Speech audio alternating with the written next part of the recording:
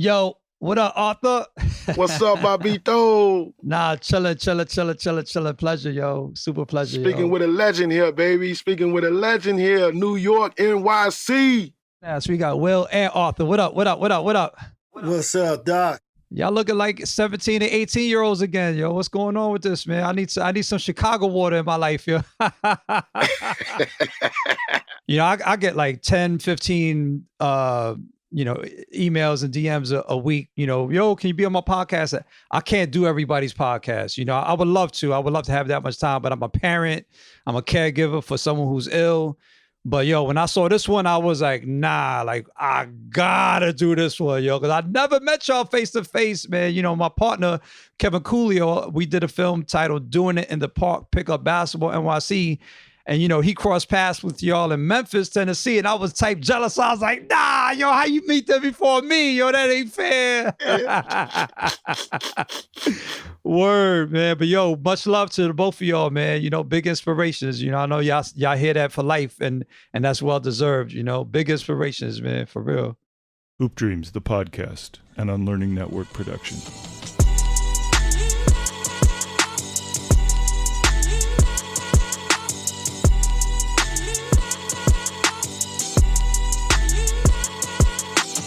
The man joining us today is a DJ, radio host. Come on now, filmmaker, producer, writer. Interesting enough, we're going to talk about street basketball today and basketball players because he's a guru and an author of a new children's book called Aim High, Little Giants, Aim High. So we'd like to welcome to the show New York's very own, and we gonna show them a little Chicago love today too. One of Chicago's, children from New York. We want to welcome to the show the one, the only DJ. Man, do you see this name? DJ Cucumber Slice, Kool Bob Love, Mr. Bobbito Garcia himself. I'm Will Gates, and that's my dog, Arthur Agee. Welcome to the show, Bobbito. Nah, man, I'm blessed to be here, man. I got the invite. Well, I know, man, we don't have much of your time today, so I got to jump into our first question, man. Tell us about the first time you saw the movie Hoop Dreams. Yo, oh my God, I saw that joint in the theater, yo, dead up. And I'm not ashamed to say this as a grown man, yo, I cried, yo.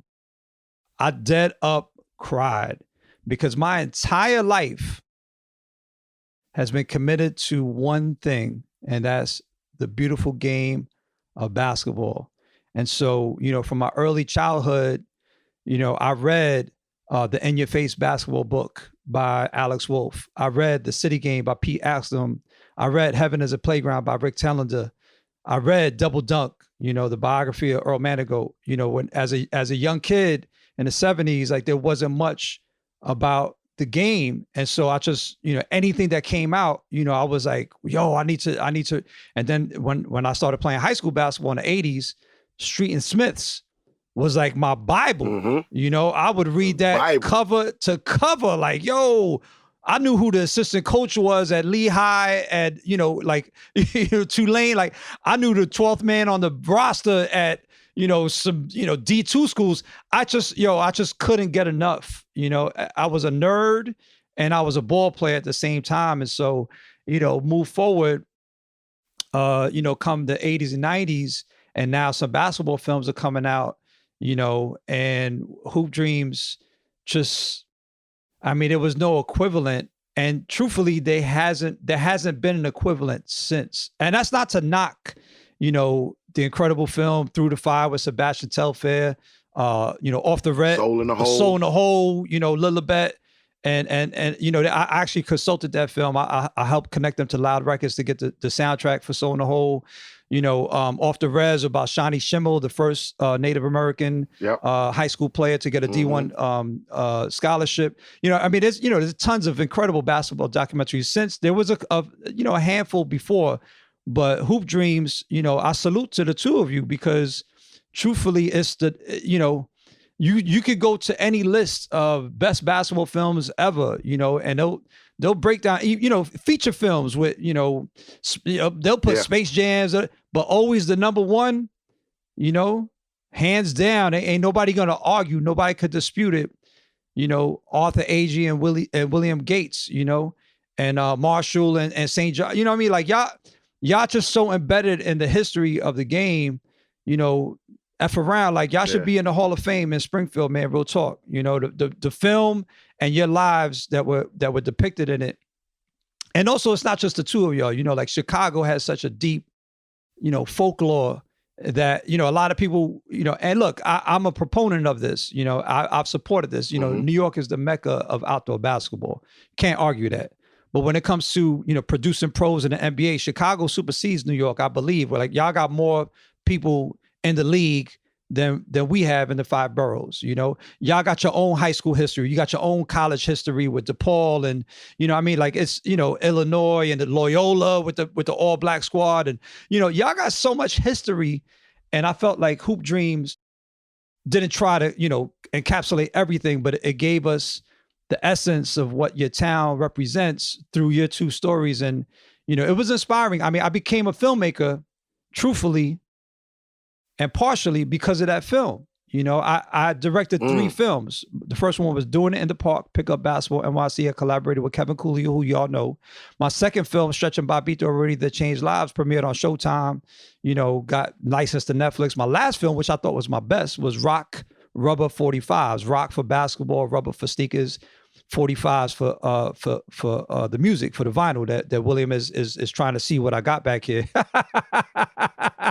But, you know, I mean, you know, and part of that was Hoop Dreams, you know, like Hoop Dreams is like, that's the nucleus. Like I saw that film and I was like, yo, I want to be a filmmaker. I think I could tell a story about New York the way that the you know, the directors told about y'all in Chicago, you know, real talk, man. So yeah, man, I owned it. I got the VHS of Hoop Dreams. I'll go to my basement right now, pull it out for you. You know, like, yo, like that film is no joke, man. That was like, that's a keeper right there. So yeah, that's a great first question to open me up. I'm all warmed up. Y'all can ask me about anything now. Me and Will gonna have to autograph that joint for you, yo. Come Put on, that thing on the case. You know, be even more valuable than that, man. As if the 3 of us could play ball one day, man. You know, that I would love that. That's even, you know, me, the 3 of us show up to a park on the south side and be like, yo, we got next. What's up? Yeah. yeah. And then we get busy, you know, we get busy. Yeah, we get busy, yo. You know, I wanted to ask you, because, you know, our show is it's a little bit different than a lot of other podcasts because we call it the Hoop Dreams podcast, but it's your podcast today. So we want to know your origin story. Take Agee and I, man, back. What it was like growing up in your neighborhood, man. Take us back to your childhood. Where did you grow up and what was your neighborhood like? No doubt. Well, I grew up in a tremendous neighborhood for basketball that a lot of people don't really recognize in New York because, you know, Harlem and Bed-Stuy, you know, and the South Bronx, you know, those are like, you know, and then you got, you know, parts of Queens, Springfield, Queens, you know, that have you know, produced tremendous ball players on every level, playground, high school. But I grew up on the Upper West Side. Now, the crazy thing about the park that I used to go to as a kid was that everybody in the hood called it the GOAT because Earl Manigault, playground legend, started a tournament there. And he used to always bring all the legends from Harlem down to the Upper West Side to play in the park. And then Albert King, when he was the first, you know, number 1 player in the world in high school, came to our park to play in the tournament. And Jeff Rulin, before he became an NBA player, came to our park all because of Earl Manigault. Earl Manigault was like the ambassador for the hood, you know. And that was the park was right across the street from me. Now you juxtapose that with the fact that 2 members of Rocksteady Crew, you know, the legendary hip hop, you know, organization, lived in a building that overlooked the GOAT. So to the hip hop world, it was called Rocksteady Park because the crew would meet there. They would practice there before they went to the Palladium, before they went to, not the Palladium, to the Roxy, before they went to Lincoln Center to perform. They would meet at Rocksteady Park. So here I am playing ball, you know, as a kid with Earl Manigault, the legend, looking at me. And right behind the fence is, Crazy Legs and Ken Swift and Doze, on top of the whole linoleum came from my park because it was a furniture store. Wow. And they used to put trash in the back. And the Rocksteady was like, yo, like, let's try to spin on linoleum. And then that became a huge phenomenon worldwide. The linoleum that comes from my park. So understand that I got, roots in basketball as well as hip hop, just from going outside my door. You know what I'm saying? Like my mom, when I was young, people call the house, when I was a kid, people call me Bobby. They'd be like, yo, where's Bobby at? And my mom wouldn't even I didn't have to leave a note for my mother. Mom, she just tell me, oh, Bobby's at the GOAT. She knew, like, and that's where I was. And people come find me. I have no cell phone. I have no beeper. Right. Yo, you want to come find me? Yo, come to the GOAT. Yeah, you're going to see me. And you don't see me there, wait a half an hour, 45 minutes. Eventually I'll be there, And that was my entire childhood, man, like working on drills. When I was 14 years old, there was a cat named Pete Strickland who had played at University of Pittsburgh, who moved right across the street on 99th Street.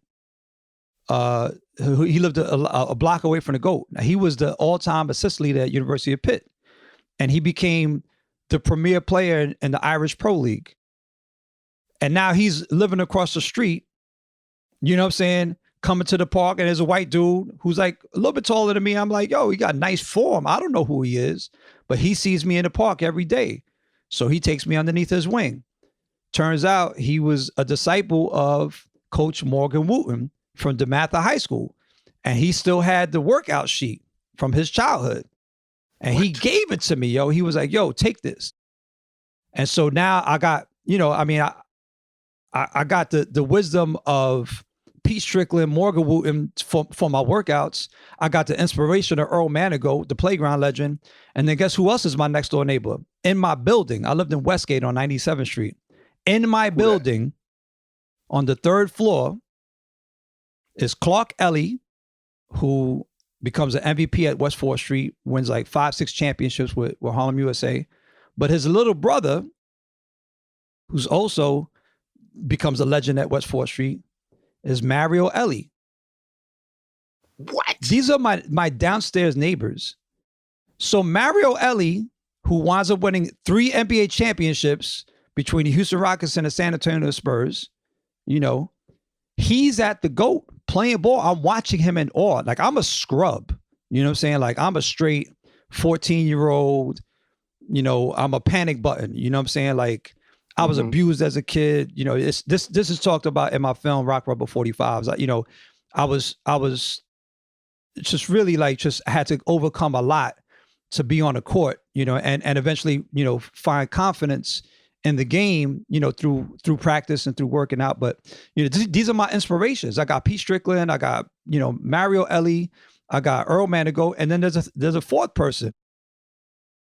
Who that? Reggie Carter lives in Douglas Projects. He winds up being high school All-American at St. John. High school All-American, college All-American at St. John's. He puts Riverside Church AAU program on the map. He's basically the one that draws everybody to that program. And he winds up being a starting point guard for the New York Knicks. Now, his brother Darryl played at UMass. His older brother Rodney the whole family was nice. So I'm in a park that's bustling with basketball. You understand? And I'm a little 14, 15-year-old scrub watching these dudes, and eventually I get invited to play on the A court. And, 6 years later in 1987, I'm at that very same court. Now I got cut from I played JV at Wesleyan University, Division III. I got cut from varsity my freshman, sophomore, and junior year. Doesn't let me stop. I don't stop playing. I'm at the GOAT on 99th Street in Amsterdam, and a former professional player in Puerto Rico, Ray Diaz, sees me, doing work. Now I got mad better. I got my confidence. Even though I got cut, I'm not letting college or, organized ball affect my love for the game. So I'm doing work. Wow. I'm getting my jump shots in. And he scouts me to play professional basketball in Puerto Rico. I haven't even played college ball yet. And this all happens in one playground, the GOAT.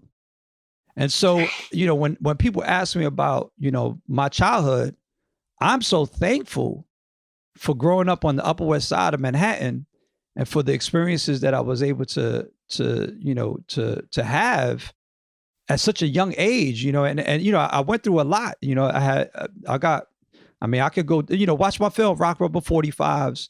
It's an autobiographical documentary. It talk about, you know, my childhood, you know, my father who was alcoholic and, you know, the neighborhood, you know, all that stuff. But I got through that.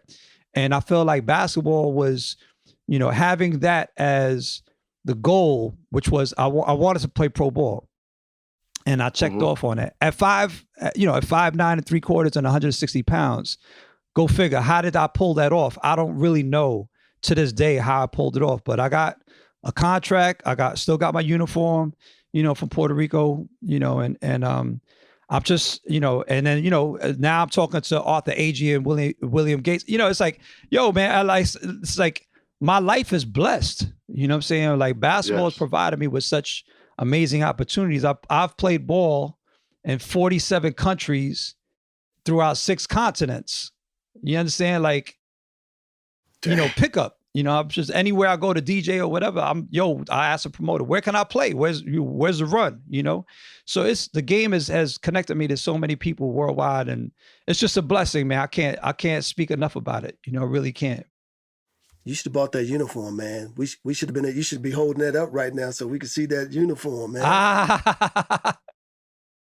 Hey, Bobbito, hey man, we just want to applaud you first and foremost for not giving up. Oh, nah, never. When you never thought that you wasn't nothing, and when you thought you ain't had a confidence, and we just want to applaud you because that's the whole thing. What was about Hoop Dreams, like there's gonna be, you know, roadblocks in your dream and all of that, but the thing was to stay with it and gain that confidence. And here you are, did that, and you playing in your hometown in Puerto Rico on a pro team. That is the epitome of a hoop dream. Yeah. Man. Oh no. I mean, look, my whole life is a hoop dream. You know what I'm saying? Like I get, and that's why I loved your film so much. You know, because I saw myself on screen spiritually. You know what I'm saying? Like the two of you, what y'all was going through, you know, with the knee operation, and you know, and then it's like all that. You know, like that's me, yo. I had a knee operation when I was 11 years old. I had osteochondritis dissecans in 1977. You know, I still remember the technical term. What? Yeah, I had a knee operation when I was 11. So, and I went through that and just, you know, rehabbed and, you know, I mean, I've been through it, you know what I'm saying? Like, so, you know, I the fact that, you know, people know who I am worldwide. I could be in Harlem and people be like, yo, what's up? Yo, Steph, you're the ball player, right? Yeah, the dude with the tricks. Yeah, no doubt. What's up, man? Peace. Could be in a bodega, you know. I'm so thankful for that. You know, people be like, I know you tired of hitting. I'm like, nah, B, I'm never tired of hitting that. Cause it's still so like uncanny to me that I would become known and recognized as a ball player when I never played in the NBA. I was never nice, that nice. You know, there's nice and there's like nice. You know what I'm saying? Like I was never nice like that. You know, I could do a little trick and get the crowd, ooh, ah. I had a nice long range jump shot, you know, but I was never, I mean, I was good enough to play pro ball in Puerto Rico, but you know, I mean, Puerto Rico that's not the NBA, you know what I'm saying? It's total different levels. So, you know, I'm grateful, man. I'm grateful. I exceeded expectations, you know. Your love for the game has really taken you places. Oh yeah, for sure. I mean, the love of the game have really taken you, I mean, continents, countries. I mean, sitting in Fortune 500 company offices discussing deals. Oh yeah, no doubt. You know what I'm saying? Doubt. Like this, for your love of the game, like when you say you are really blessed through the game of basketball, I truly believe your words and hear you saying it. No, thank you for saying that. Cause I you know, and I use basketball as a tool for social change in every chance that I get, right? So for example, I started a tournament called Full Court 21 in 2013. And the reason why I did that was because I was traveling so much and people would, you know, stay in contact with me. They come to New York, but like, yo, my dream is to play at Rucker, play at West Fourth. And I would tell them like, yo, go down there and play pickup, but you're not going to play in the tournament. You know what I'm saying? You're my height. You know what I'm saying? Unless you 6'9", 6'10", walking in the park, they're going to be like, yo, what's up? You want to run with us? You know what I'm saying? Like, if you're just a regular, you know, size dude, like, so I came up with this idea. I was like, yo, 21, everybody calls it different names in different cities, you know, in Philly, they call it 35, Rough House, you know, but everybody plays a similar, you know, every man for himself, whoever has the ball, everybody else is on defense, right? So I was like, yo, let me create, I never heard of that game being presented as an organized tournament. So in 2013, I started it. 2015, it went international, and I'm doing qualifiers in Tokyo and Vancouver and Montreal and Los Angeles and Philadelphia. And it's like, yo, like I got something, you know? And the beauty of it is that it's inclusive, it's participatory. Anybody could come to Full Court 21, register and play. You could be a scrub, you could be a overseas pro. It don't matter. Like you ain't gonna win if you're a scrub. Because the game is too hard. It requires too much skills. Nah, I'm just being honest with you, you know, like, because, you know, it's if you got 5 dudes guarding you, you know, you ain't scoring, you know what I'm saying? Like, unless you could really play. And so, but, you know, but still, it's not, you know, there's a lot of, the AAU is beautiful, Division I is beautiful, NBA is beautiful, but it's for very few people, you know? And for me, the beauty of the sport is that it's for everyone, you know? And, so I started Full Court 21. To date, we've done it in 30 international cities, you know, and I did it in West Africa, in Mali, and Senegal. We did a scrimmage in Ghana. You know what I'm saying? Like the game is just, so anyway, but what I'm saying is that I use basketball as a tool for social change because I'm connecting people throughout the world through my tournament. You know what I'm saying? People who are locked out of, you know, the clubs in Europe and, you know, and Japan, they only got 25 outdoor courts in the entire country, yo. When I went to Senegal with the U.S. State Department flew me out there to be an ambassador for basketball culture, you know. And I went to like 4 different cities. Yo, they got 4 indoor courts in the entire country. He said 4. That's it. 4 indoor courts in the entire country of Senegal. You understand? So like, yo, when I think about how basketball can connect us, and I think about the resources that we have here in the States, it's, you know, there's no comparison. And so if I know that and I can use basketball to help improve people's lives, then I'm going to do it. You know, case in point, my latest book, Aim High, Little Giant, Aim High, which I wrote for children, you know, but the crazy thing is that I got mad adults buying it and being like, yo, I bought this for my nephew, but I got to keep it for myself and buy another copy. Like, yo, it's crazy. Is that good? I did not expect that. But, you know, it's because I wrote it with the same passion that you guys are hearing me, you know, during this interview. I infused that into the story. It's based on real life experiences that my son and I had during the pandemic, you know, and so it's a unique story about Taina, who's 9 years old, learning about basketball, but life lessons on and off the court through her family, friends, and community. And it's a beautiful, beautiful story. Very proud of it. AimHighLittleGiant.com is the website where people can buy. Hey, I just got to ask you this, man. Since we talking sports, Knicks Nets, where you riding? Well, here's the funny thing, right? I was the announcer for the Knicks, the halftime reporter in 2006, 2007. And I was the first Latino broadcast member in franchise history. And you know, what? The Knicks played the very first NBA game in 1946. It wasn't even the NBA back then. It was the BAA. It became the NBA in 1949, right? So it's arguable, you know. But anyway, the Knicks franchise has been around since 1946. And in 2006, when I became the halftime reporter, they had never had a Latino or Puerto Rican on their team, you know. So I broke a barrier there, you know, and I was very proud to do that. Now, you go back to the 70s and, you know, I had Julius Erving's, you know, basketball cards, you know, from when he was playing with the Nets. And, you know, so I love basketball. I'm not really like I don't really care what team wins. I mean, sure, if the Knicks do well, great. Cause I know a lot of my friends who are dear, you know, live and die by them. So I know if they do good. But you know, it was an honor to work for the Knicks for that year for MSG Network. But you know, truthfully, like if y'all remember 06, 07 was when we broke the franchise record for least the most losses in a season. We only won 23 games that year. So it was a long season. But I was on the sideline, you know, and there's a lot of sad faces, you know what I'm saying? So, but yo, I haven't seen a game. I haven't seen 48-minute game since 2006, 2007, because I'm a filmmaker, I'm traveling, I'm DJing. You know, you just met my son. He's 9 years old.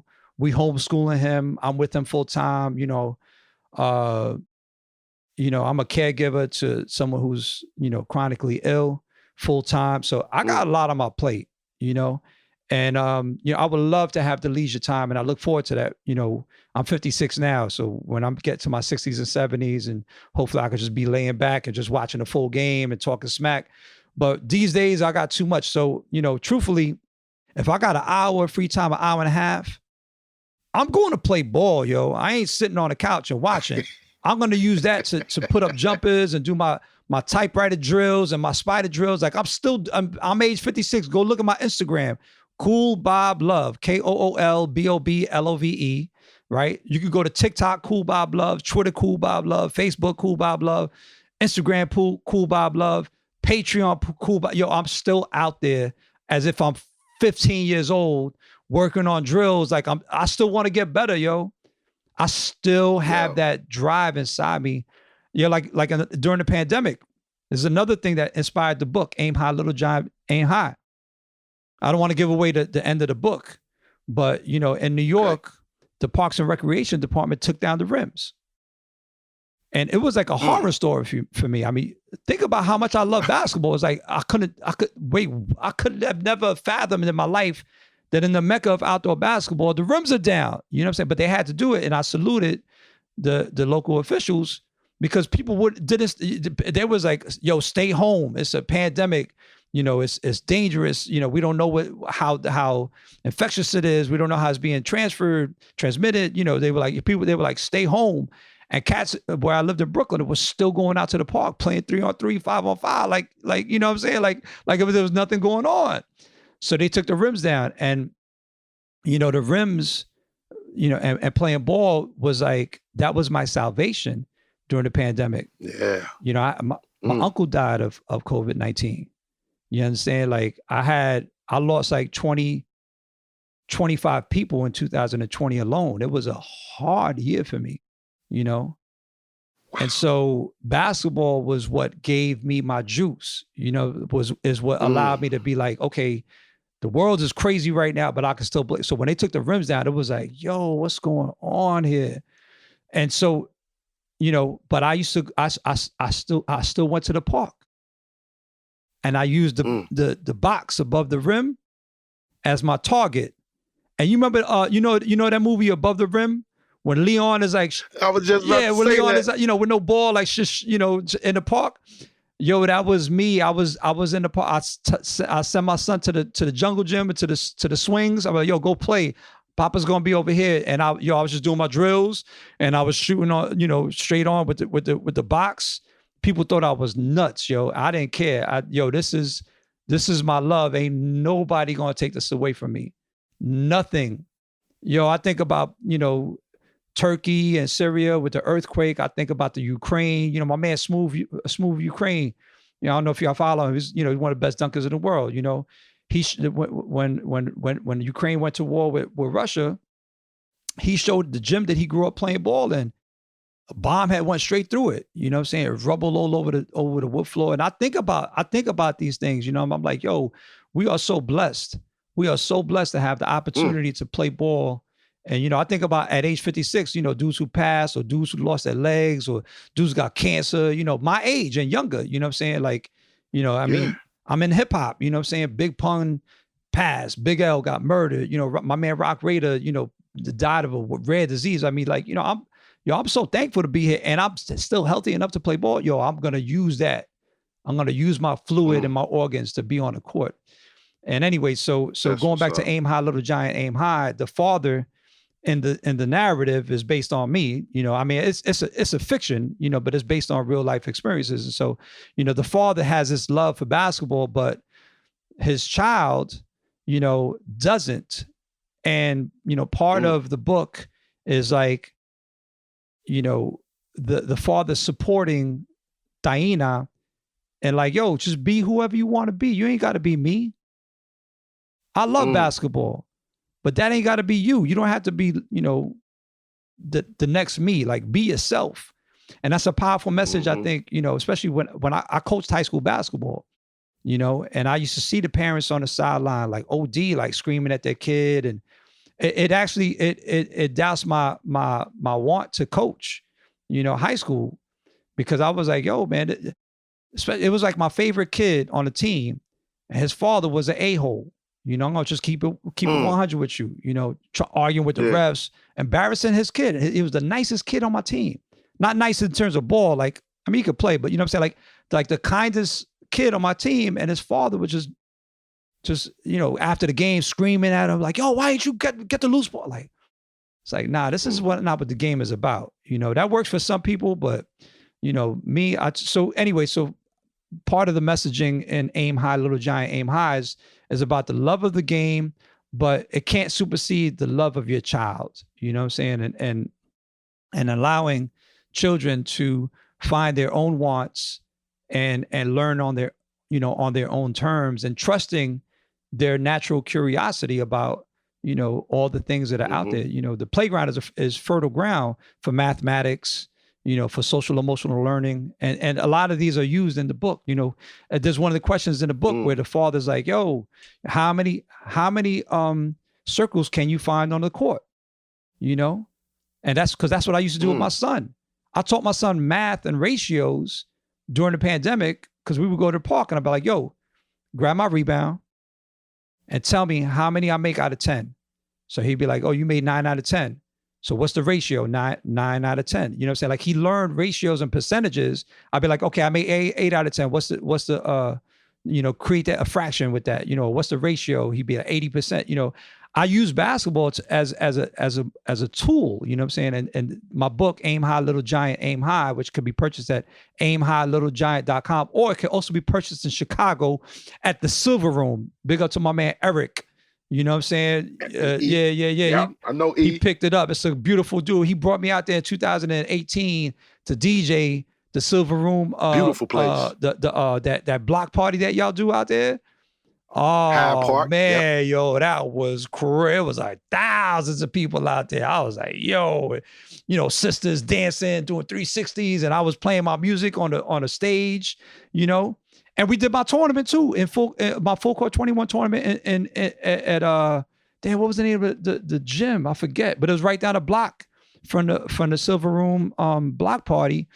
And then I saw Shaka Khan way. I was like, yo, they got a street out here named after Shaka Khan. Like, stop playing, yo. I love Chicago, yo. I love Chicago, man. Word. Anyway, I'm being a little bit long-winded, man. But I appreciate the two of you giving me, you know, these questions, man. These are great. You could tell I'm amped up right now. I'm about to go outside. It's like 40 degrees out. I'm about to go play after this interview, yo. You kidding me? Yeah, I'm about to go. I'm amped up, yo. If you listen to this podcast and you don't go play ball after this, like, yo, I don't know about you, man. Like, word. Man, what a story. You know, I want to ask you this, man. First of all, I want to say congratulations. Thank you. On being inducted into the Radio Broadcast Hall of Fame. Oh, thank you. Man, that's huge. Much love. Yeah, man. Talk about that a little bit. That's could not have ever been, you know, imagined. It's kind of like me playing pro ball or me becoming, you know, world renowned, you know, ball player / trickster. You know, it's like, I couldn't have anticipated this stuff. When me and Stretch started in 1990 on the radio on a little college station, you know, WKCR on the campus of Columbia University, like, who knew that, you know, 33 years later, the National Association of Broadcasting is going to make us an official inductee of the Broadcasting Hall of Fame. I was like, nah, like we just started that just the way I started playing ball. I didn't start playing ball because I wanted to play pro and, and travel the world and, do Nike commercials and be the announcer of NBA Street Volume 2 for EA Sports and all this other stuff. Nah, I started playing ball for the simple fact that like, yo, this is fun. Like just straight up, like I could play with my homegirls. I could play with my homeboys. This is a perfect way to spend my afternoon.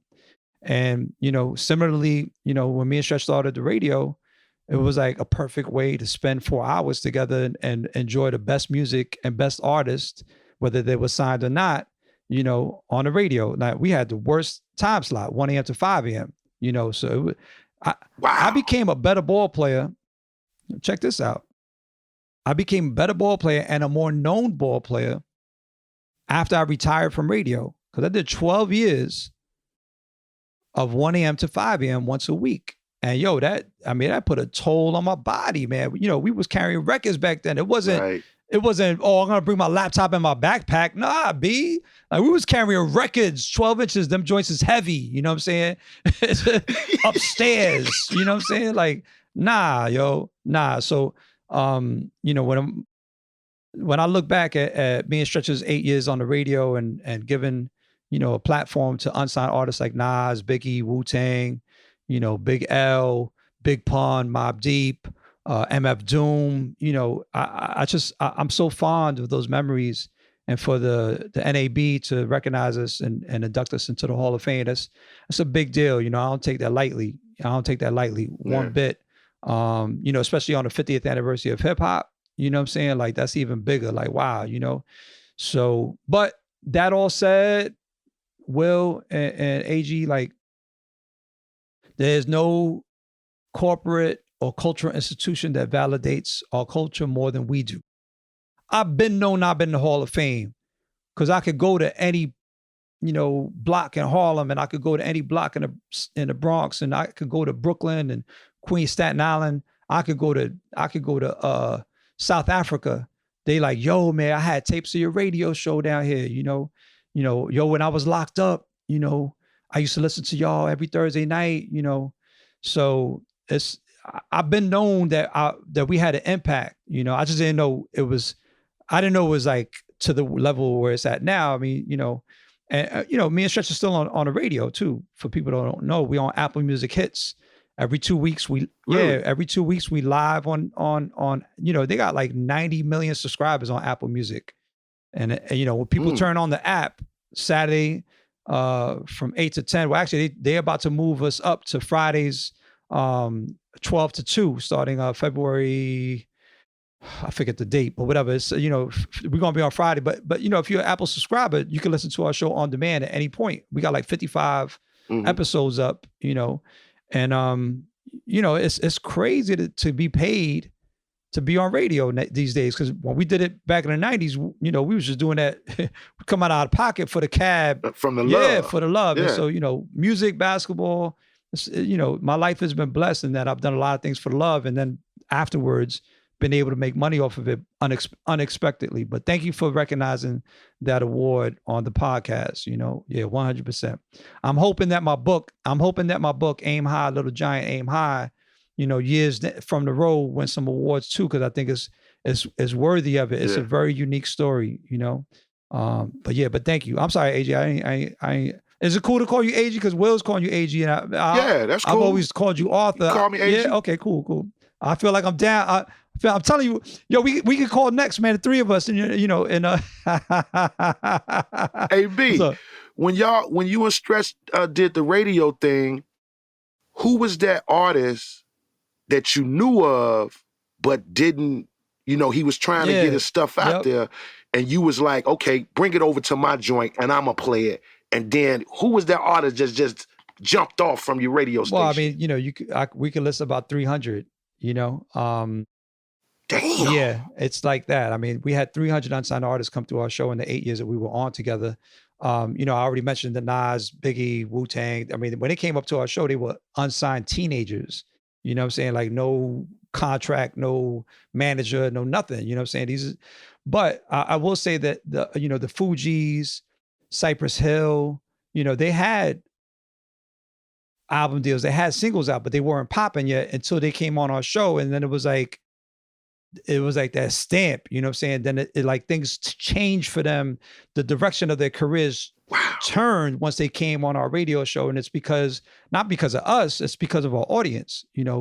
They spoke volumes, and people taping our show and then dubbing the tapes and and distributing them worldwide, and then people finding out about Cypress, Fugees, on and on. So I mean, we were an amazing platform, for the 90s, up and coming and unsigned artists. And it wasn't just New York artists. I mean, Juice, his 12-inch, I played that to death. You know what I'm saying? Like Common, he used to get tapes of our show because he was signed to Relativity and Loud Records, and he was cool with the Beat Nuts, his label mates and stuff. And so he got tape to, first time he came to our show, check this out. He came up with Tash from the Alcoholics, and they brought up a young unsigned artist named Talib Kweli. Get out of here. The 1995, I mean, and I don't mention Talib as often as I should, but Talib came to our show, no teenager, no album deal, no nothing. So, it's a crazy history. But I got a lot of love for the Chicago hip hop scene. Big up to Upski, who wrote Bomb the Suburbs. Big up to my man Design.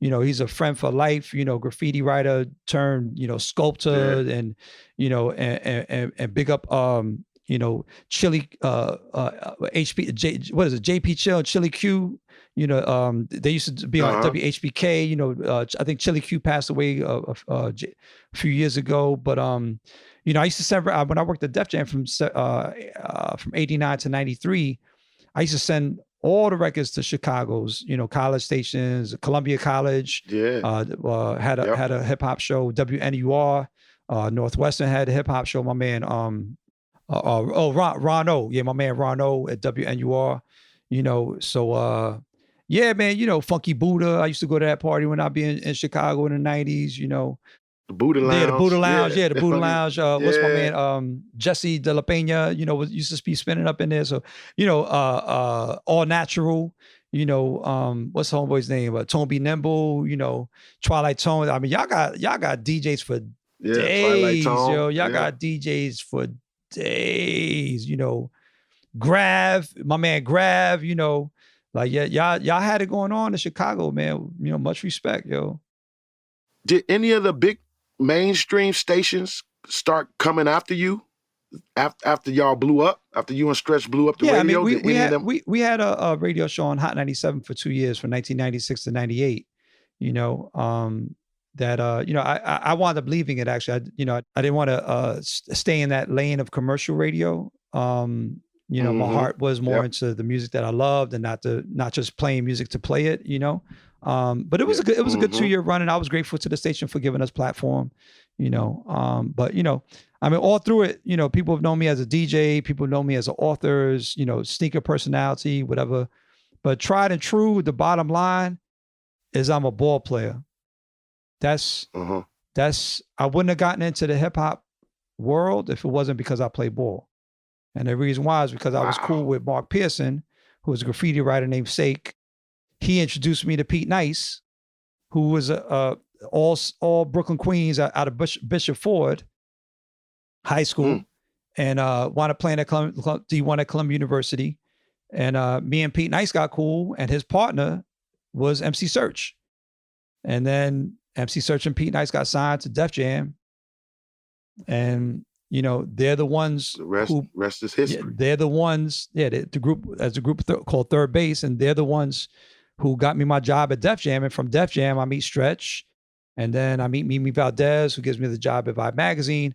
But, if you go through the route, it's like, if I didn't play ball, I wouldn't know Mark Pearson. And if I didn't know Mark Pearson, I wouldn't know Pete Nice. And then, so even through my journey through hip hop, all through it, because I play ball, like, people thought I was a little more cooler than, other people, because how that is, you play ball like, oh, he's cool, I can even go back to Brooklyn Tech when I was a freshman, and, dudes were about to jump me in the cafeteria. Tech was, was like 6,000 students in our hallways, and they was gonna jump me like hard body.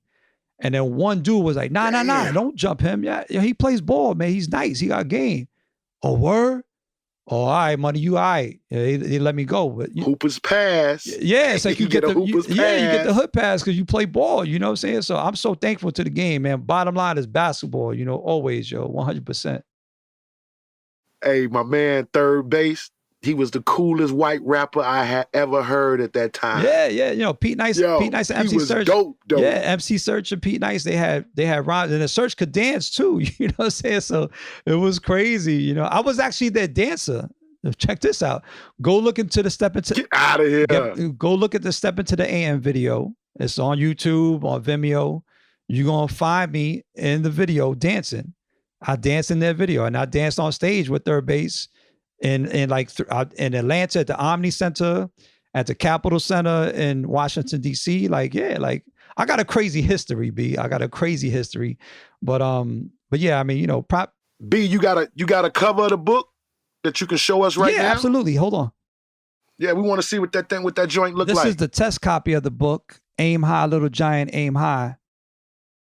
Oh, I like that cover. Thank you, man. Yes, an illustrated picture book, written for ages 7 and up, but it's any age can enjoy it, and yeah, man, it's got a lot of social emotional learning in it, like they do breathing exercises, calming strategies. Taina's scared of a 10-foot rim basically, and so because she's young, she can't reach it. And then she reaches it, but then she can't. She never gets the ball in the hole. So the journey is to aim high, little giant, aim high. And it's like a call to action to empower young children who don't believe in themselves yet to supersede that.